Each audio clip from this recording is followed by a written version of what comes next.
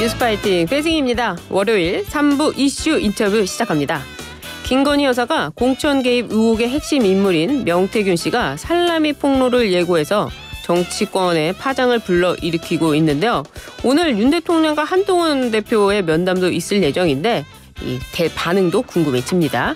이와 관련한 여러 가지 소식 조배수 국민의힘 의원과 연결해 자세히 짚어보도록 하겠습니다. 의원님 나와주셨습니까? 네, 안녕하세요. 반갑습니다. 예, 요즘 국정감사 기간이라 굉장히 바쁘실 텐데요. 네, 바쁩니다. 예, 인터뷰 응해주셔서 다시 한번 감사드립니다. 네. 예, 그 명태균 씨가 공개한 김 여사와의 대화 내용, 특히 그 오빠라는 표현에 논란이 일고 있습니다.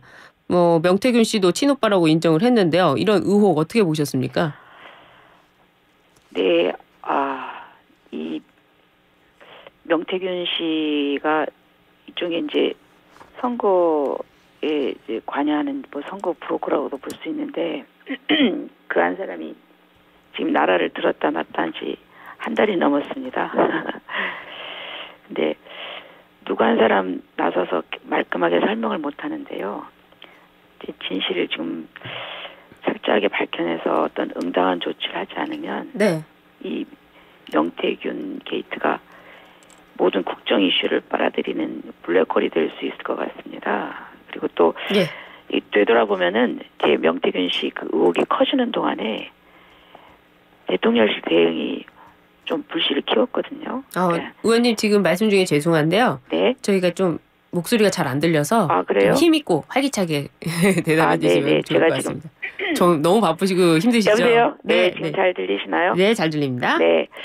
대통령실의 반응이요? 네, 그러니까 해명을 내놨는데 사실과 다른 게 금방 확인되거나 또 이제 유리한 부분만 선택적으로 해명해서 이제 신뢰성을 떨어뜨렸잖아요.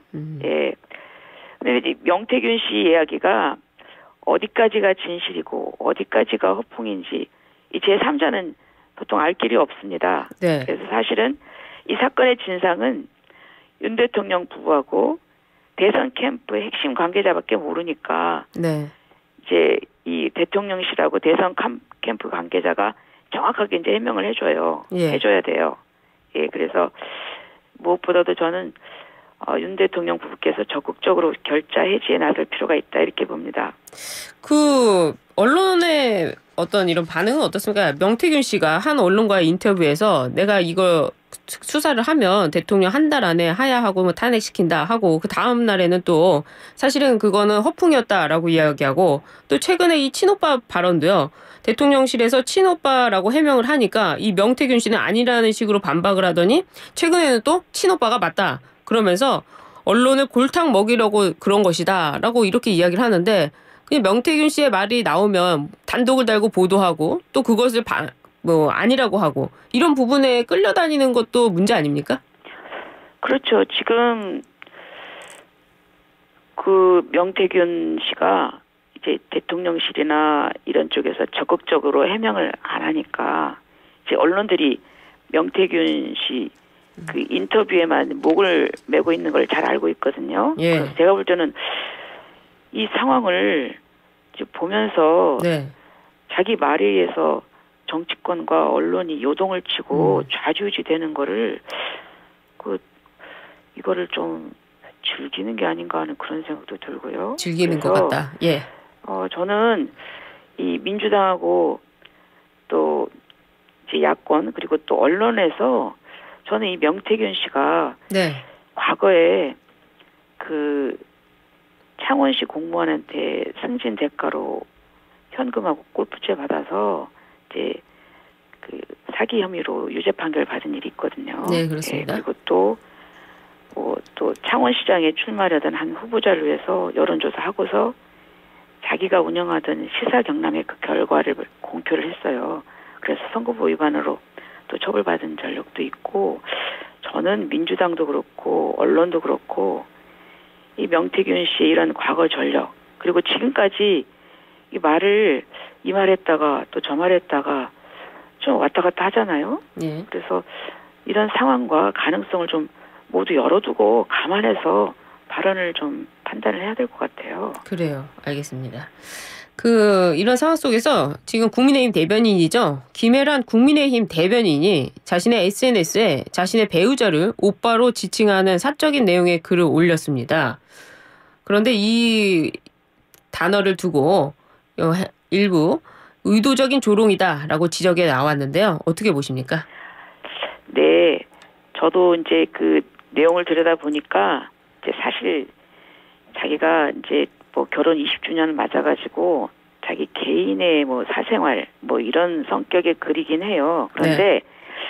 물론 이제 본인이 배우자를 어떻게 부르는지는 뭐 사적 영역의 일이죠. 하지만 저는 이분이 대변인 아닙니까? 그렇죠. 예. 그러니까 그 좀 조심했어야 되는 게 아닌가. 근데 이분이 또 판사 출신이에요. 아, 판사 출신이요? 예, 그래서 이제 자기는 법적, 도덕적으로 문제가 없기 때문에 난 잘못 없다. 이제 이런 입장인데 제가 볼 때는 이 당 대변인이라는 당직은 굉장히 무거운 거거든요. 그래서 본인의 메시지가 네. 당의 메시지가 될 수 있어요. 근데 이분이 또 정치에 입문한 지도 얼마 안 됐더라고요. 예. 네, 그래서 저는 정말 좀 신중치 못했다.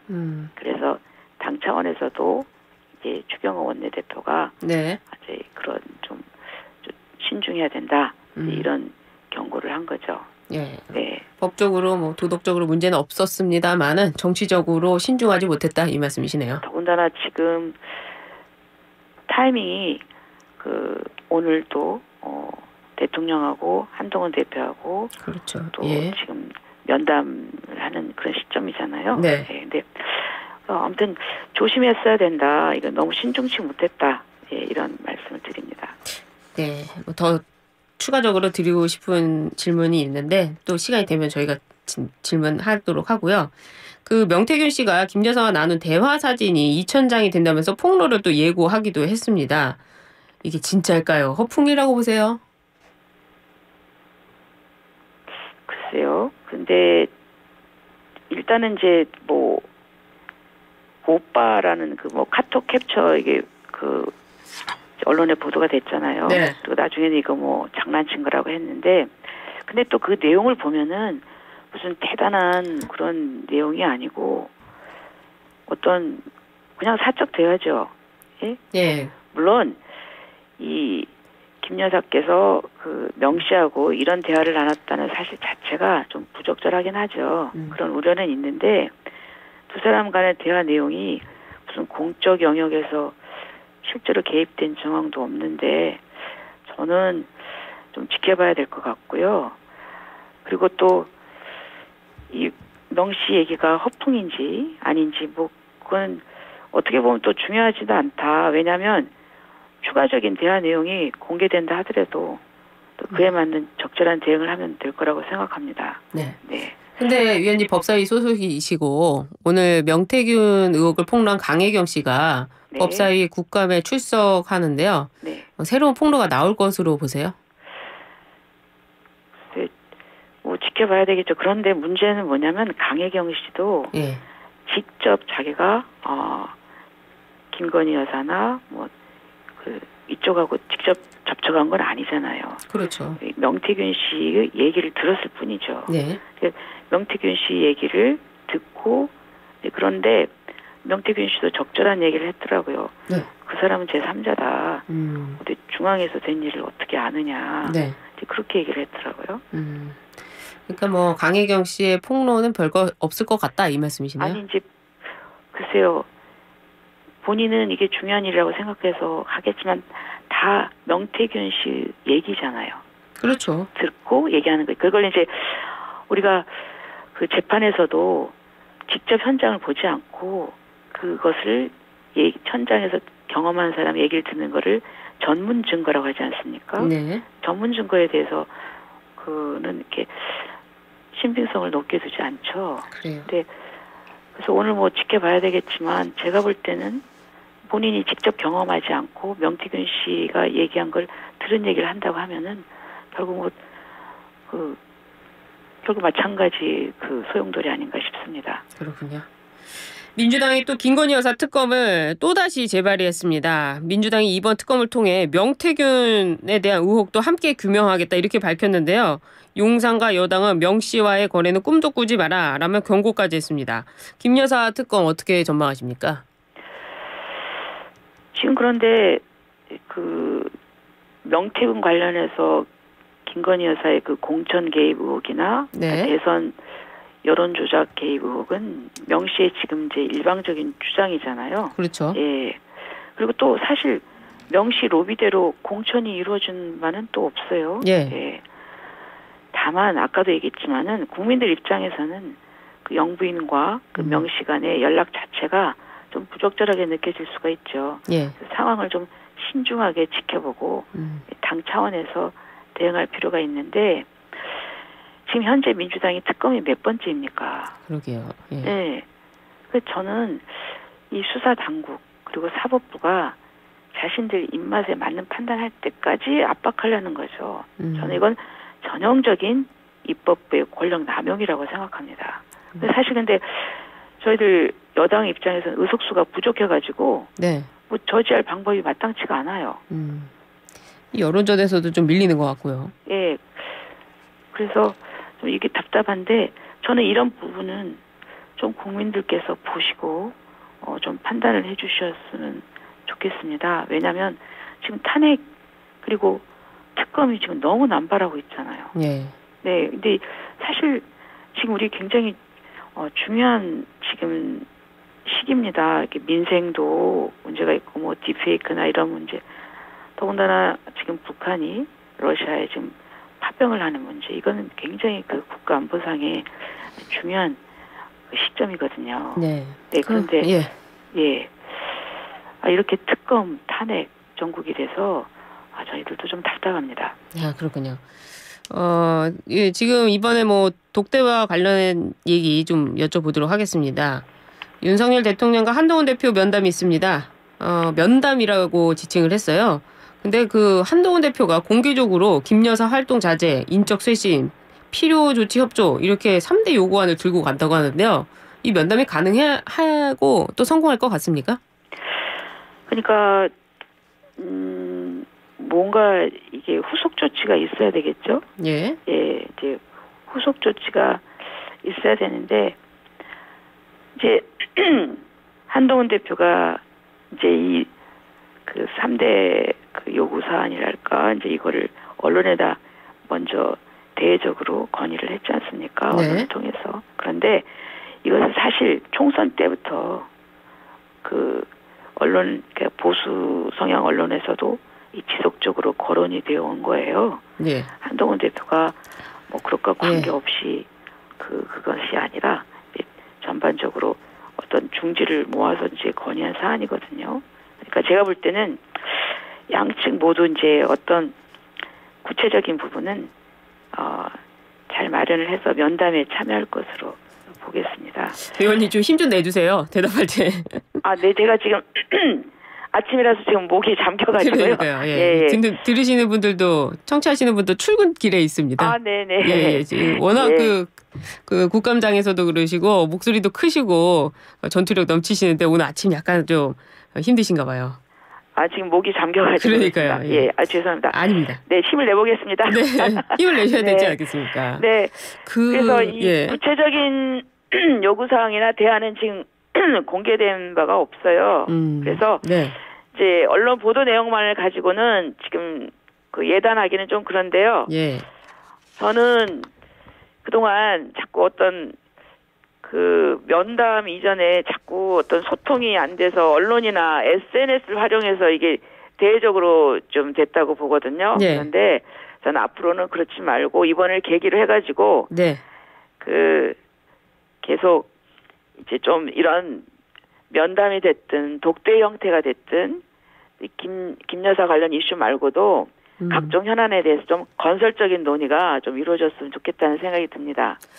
이번에 이제 면담을 해서 그 어떤 그 좋은 소정의 성과가 있었으면 좋겠지만 이게 없다 하더라도 이것을 계기로 해가지고 좀 계속 좀 소통을 하면서 좀 국정이 원활하게 좀 수행이 됐으면 하거든요. 그래요. 대통령실 입장에서는 좀 억울한 측면도 있을 것 같아요. 사실은 당에 대한 쇄신 노력, 그래서 비대위도 만들었었고요. 그 인요한 그 혁신위원도 있었고, 그리고 한동훈 대표가 와서 비대위도 했고, 총선은 뭐 졌고, 총선 백서는 만들어지지도 않았고, 뭐 이런 상황 속에서 이번 부산 선거도 김건희 여사 계속 지적하고 언급했습니다마는 결국 부산도 승리한 상황인데 한동훈 대표의 이런 3대 요구라는 것이 과연 온당한 것인가 하는 부분에 좀 의문을 가질 수도 있을 것 같은데요.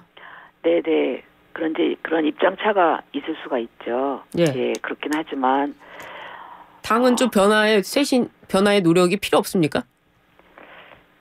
당의 부분은 근데 이제 아무래도 네. 저희들은 집권 여당 아닙니까? 예. 그래서 아직도 어떤 언론의 중심이나 이런 부분은 대통령실이죠. 대통령 쪽이죠. 그래서